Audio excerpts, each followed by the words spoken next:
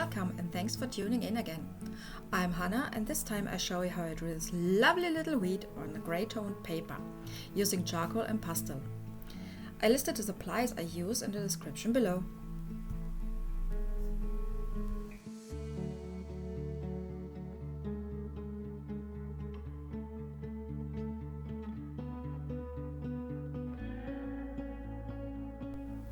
Like with all drawings, I at first established the lights and darks and the base shape of the subject.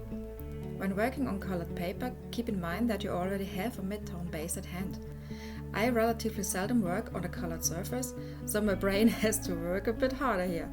I'm used to work from plain white, so that's a bit of a different approach. For a smooth base, I use my PanPastel white and a sponge applicator. And I also start with the harder charcoal pencil, because they don't smudge as easily as the softer ones.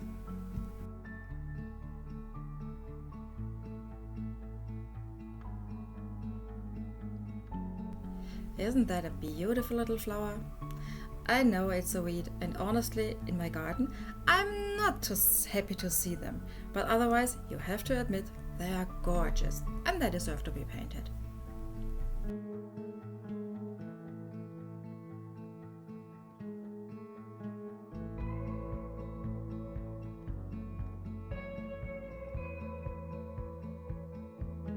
I don't know what it is with these white charcoal pencils, but no matter the paper, they don't work for me.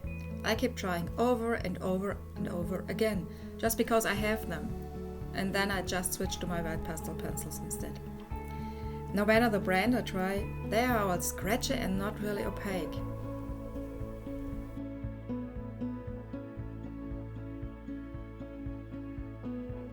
Depending on the area, I use either my sponge tool or my paper stumps to smooth out the pigment.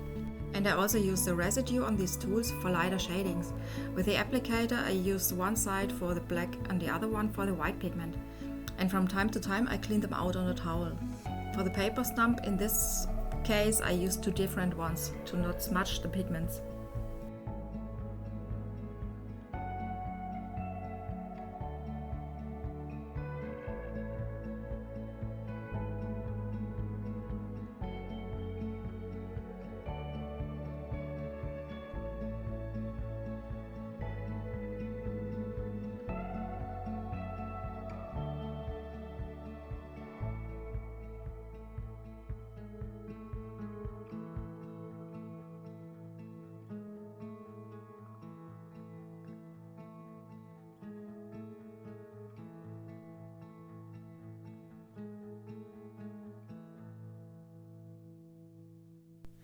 For this kind of drawings I usually use my pastel matte paper, because it can take way more pigment.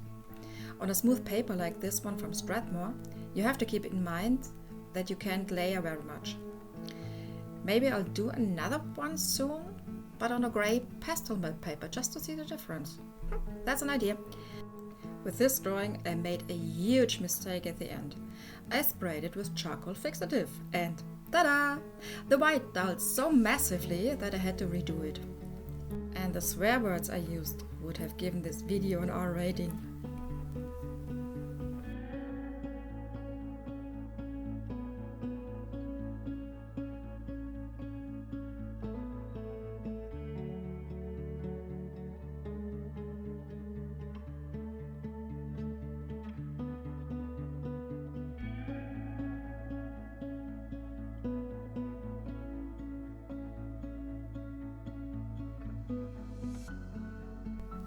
Now I start working on the final details, contrasts and the sharper lines. My normal working method would be to work on the whole drawing at the same time, but here, because of the very smooth paper, I work from left to right and finish everything as much as possible to avoid later smudging. This drawing was such a nice little project and the perfect break in between my big color pencil piece. That's coming up next.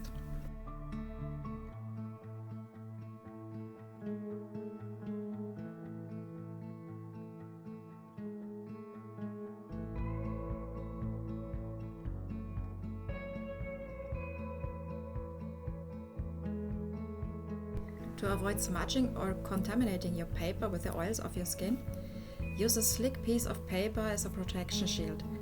The best option would be glassine, but that's hard to come by where I live. So either I use the glassine sheets from in between my pastel map blocks or simple transfer paper.